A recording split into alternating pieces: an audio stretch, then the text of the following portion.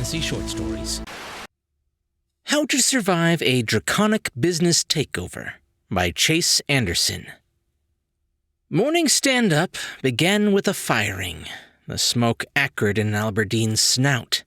It had become part of the daily ritual ever since the print shop had been bought out by Smaragden the Exceptional. Albertine nervously eyed the stacks of paper around the cave, hoping nothing else would alight, but making plans if they did. Kobolds, such as him, despite looking like little wingless bipedal dragons, were not fireproof. "We don't need all those rocks," the dragon had roared. "We don't need all these pigeons." Today's victims were countless doves, now broiling in the cages an apprentice had so neatly stacked and maintained. The apprentice was also gone. Albertine forced himself to stop feeling hurt or surprised. So many kobolds had been let go, the defined outlines of ash on the cave floor had begun overlapping, any individuality lost under the weight of numbers. And yet, his scales still prickled as if it was the first time. Smaragden snarled, smoke spiraling from his nostrils. "What's the status of the Holotype project?" The question was to the room, but no one moved to speak. "You're supposed to be their leader," Albertine reminded himself. "You're still shop manager. Your job hasn't changed. Just your dragon." The claws of his feet dug into the floor and sent reverberations of the machinery up his spine, grounding him to the present moment. It's A discordant rumble shook the room, and then the cracking of wood broke through the silence. A pointed snout poked out between the boards that had been covering a hole in the floor.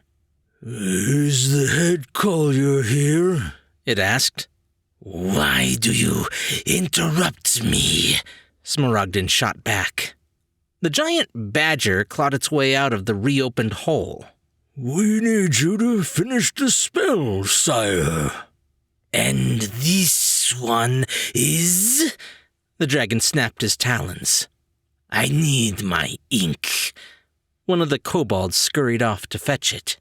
"The hydrophobic sleeve for the tunnel to Pompano Glade, sire," the badger explained. Right. Smaragden picked up the preferred scroll and his eyes skimmed it. "Yes, everything is correct." He glanced down at the trembling kobold standing on tiptoes, holding the ink jar above their head. "Do not spill a drop," he growled. "It's worth more than your weight in gold." "Yes, sire. Of course, sire." The dragon dipped a talon into the brilliant green ink and scratched a few lines onto the scroll. His throat expanded with the intake of air and compressed with the exhalation. The fire flowing over the scroll was subtle, near invisible, and bestowed the magic needed to activate and maintain the spell. Only dragons were powerful enough for such a task. "So," Smaragden's eyes slid over to Albertine. "The Holotypes." Yes. The photographic plates should be ready for tonight," Albertine said. His lungs seized, threatening to become a cough as the dragon's musky breath rolled over him.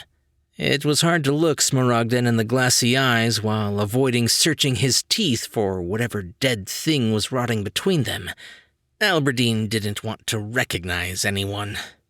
"Did you say should?" The single word carried so much. Doubt, impatience, the hiss of flame building in a throat, aching to be released. We're putting the finishing touches on the spells, sire." Albertine glanced behind and locked eyes with one of the engineers. She understood and ran off to get the scrolls. "We need magic to reproduce the images at the required speed and—" "Of course you do," Smaragden snapped, tail slamming into the ground. You'd still be sending out that useless drivel without my magic, my vision. Yes, sire, Alberdine mumbled. He had liked the shop's founder, a dragon that dabbled in veganism and magical methods of treasure transfer. They had been very claws-on when Alberdine began his apprenticeship as a plate maker, but by the time he had risen to shop manager, the pet project of utilizing ley lines for transporting gold had taken precedence over the plain language of the missives. The words of freedom fighters and brilliant alchemists and poets had made their way through each station of the shop and onto the legs of doves to be delivered across the kingdoms. By reading what he had printed on the missives, Alberdine had caught glimpses of the lives of creatures he'd never met, common people describing their struggles and loves and mystifying in-jokes, which made him feel like he knew them the same way he knew the end of his snout. It was a unique and humbling experience to connect such disparate creatures, to further peace and understanding. But all that had burned to ash the moment Smaragden, the exceptional, took over, named himself head prognosticator, and began making improvements. He was one of the bigger, smarter, and magical forebears of all kobold kind, deemed superior in all ways, so he knew the business better than they ever could. Yes, kobolds were good with their claws and small enough to fit in any hole you put them in, but they were hopeless without a dragon's direction. The business needed a draconic owner to survive. Everyone knew that. The king's jousting tournament is tonight, the dragon said. I will be in attendance, of course, so I expect no issues here. The users will love the calotypes, said Alberdine. It's the perfect event to introduce them. Of course, it meant there would be countless images to be filtered, processed, and reproduced. Images that took up much more space on a page that still needed to be carried by a dove, of which there was now a deficit. Alberdine nibbled a claw, brain churning to find a solution to satisfy both the dragon and the calotype users. It was difficult to concentrate, as several more creatures had popped into the cave asking Smaragden to finish spells for his other businesses. As the head magitechnician, and head artificer, and head psionicist, and head who knows what else, it was his duty to meet all magical demands. Has he said when he'll return to Aetherix? The dexter of a double-headed eagle asked. Alberdine returned the weighty scroll concerning the bending of physics for catapults to their pack, and shook his head. He'll return once everything is sorted out here, Alberdine answered, repeating the dragon's words. They implied there was something out of sorts with the shop in the first place, though Alberdine thought everything was working like clockwork, though now they were short several gears.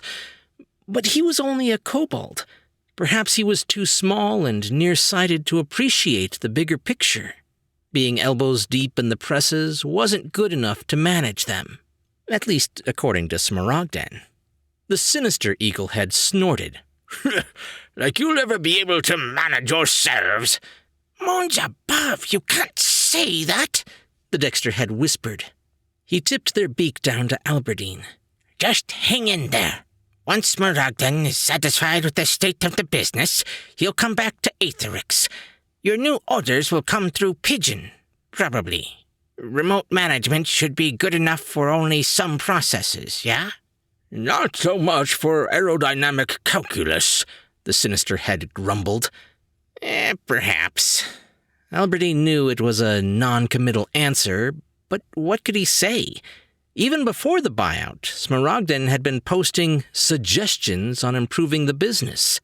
When he was one dragon of many offering his unprompted thoughts, he was easy to ignore. But now, Each new missive from the boss had to be studied for instructions. Awaiting explicit confirmation or explanation risked another firing.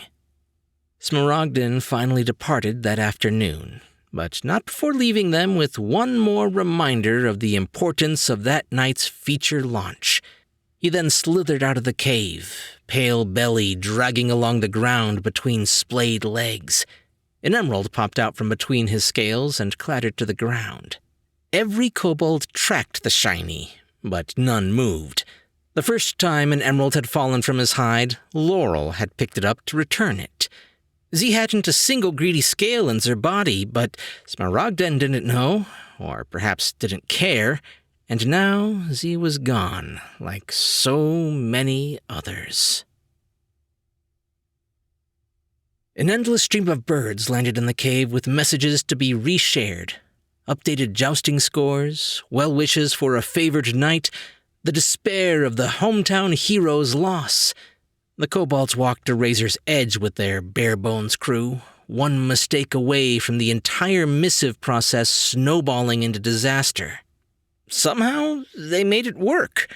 Alberdine had used the afternoon to devise new ways to adjust the kerning and whitespace to fit more missives per page to work within their newfound limitations.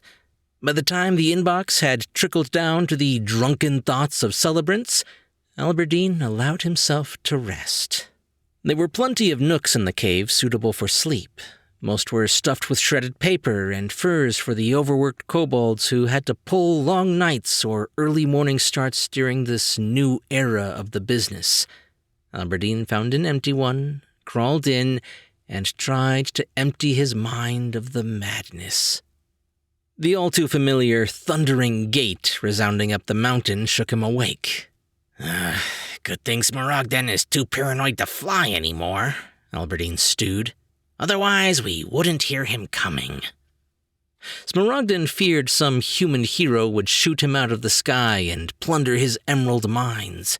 His efforts to make an autonomous floating litter had yet to work for anyone dragon-sized. Alberdine scrambled out of his nook to get ready for the boss. He had just enough time to throw on his shop apron and stand at the ready, awaiting his dragon like a good kobold should. He saw the graying sky outside the cave mouth, the rising sun chasing away the dark. Feels like I had just gone to bed. Did I even get any sleep?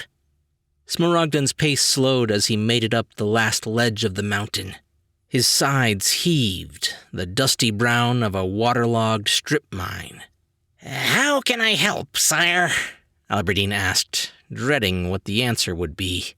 Usually these early morning visits were to announce a brilliant idea to win back the alchemists and poets who had fled once their missives were combined with the crude posts of bugbears, gnollish jokes, and the incomprehensible rambling of ghouls. More than once, a ghoul had suggested a bizarre idea Smaragden ordered them to enact, and it was on Alberdine and his staff to puzzle out how to implement it. How many bards had the king's missive? The dragon wheezed. The cogs were turning in Alberdine's head, and they all foretold a fiery doom. I would have to check the records, sire. We sent so many last night that I don't have the numbers off the top of my head. Was it more than mine? Well, I should be the most read, the dragon snarled. People are using these damn birds for my thoughts. But they aren't, Alberdine would say if he had a death wish. Their customers wanted to read what people like themselves had to say, not ghouls and dragons, and neither were known for being comedians or exceptionally wise. Smaragden was not the exception. The dragon growled.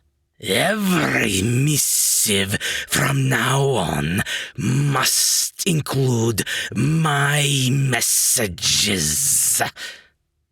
Alberdine must be half asleep. Surely Smaragden didn't suggest... Every single one. Something inside Alberdine snapped. No, I won't do it. A pause.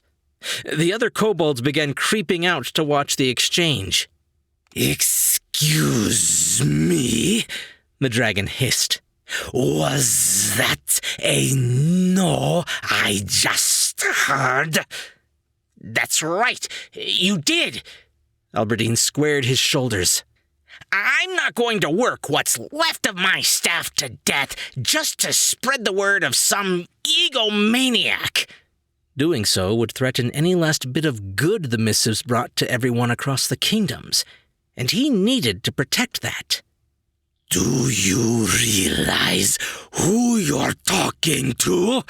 Smaragden asked, rising onto his hind legs. Yeah, I'm talking to the jerk who's destroying the business.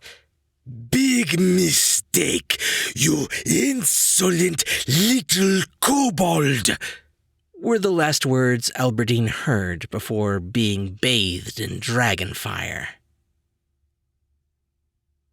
Alberdine hadn't known what death would feel like. Something unpleasant, he would have guessed. Instead, it was more of a tickle and a warmth on his scales, but also a little stinky. Nothing one would associate with eternal suffering. He peeked open an eye to see Smaragden standing dumbfounded in front of him. Alberdine looked down and saw he was still wearing his apron. Shouldn't that have burned up too in his firing? Now the other kobolds were whispering and stepping closer. Are you okay? One asked. I think so. Alberdine checked himself over, from horns to tail, and all was as it should be. Not a part of him was even singed. Why aren't you dead? Smaragden roared. How dare you defy me by not dying? He lunged to grab the kobold, but Alberdine scurried out of the way. You must have had a protection spell. Who gave it to you? No one. Alberdine skidded to a halt and pointed at Smaragden. You used up all your magic. You can't make fire without it. I am a dragon, Smaragden hissed. My power is limitless. How many spells had he cast today? And how many would inevitably fail? Everyone had heard about the litters that ran over livestock, the catapults that exploded moments after firing. And every kobold had experienced how the magical improvements would quickly break down and require a workaround. The burden was on them to devise and execute solutions to every problem Smaragden spawned, without a lick of draconic oversight or intervention.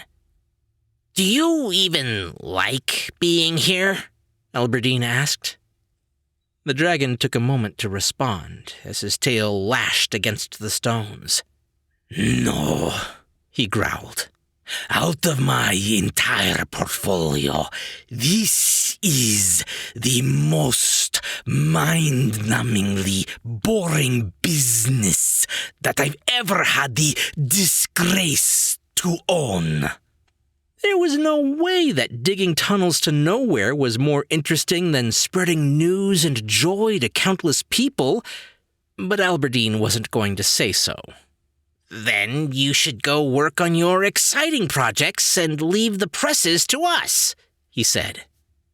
The dragon glanced around the cave. But you're kobolds. You won't know what to do without me. Aren't there kobolds in your other businesses? The ones you're not managing when you're here? Smaragden closed his eyes for several moments. Finally, he exhaled, creating wisps of pale smoke. Fine, but I still expect you to turn a profit. Alberdine ducked his head. Of course. I want this business to succeed as much as anyone else. It took several hours to negotiate a reporting process that satisfied the dragon. By the time Smaragden slithered out of the cave, the first wave of doves started arriving, carrying images of the morning sunrise. They were blurry and out of focus, taken with amateur paws and claws and hands, and Albertine thought they were the most beautiful things he'd ever seen.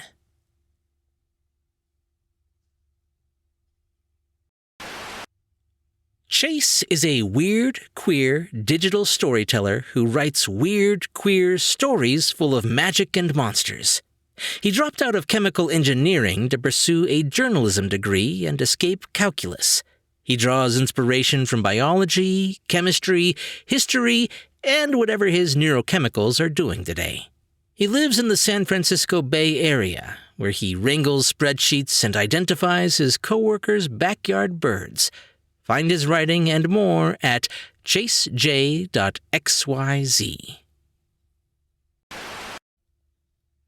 Hey guys, I hope you liked that story.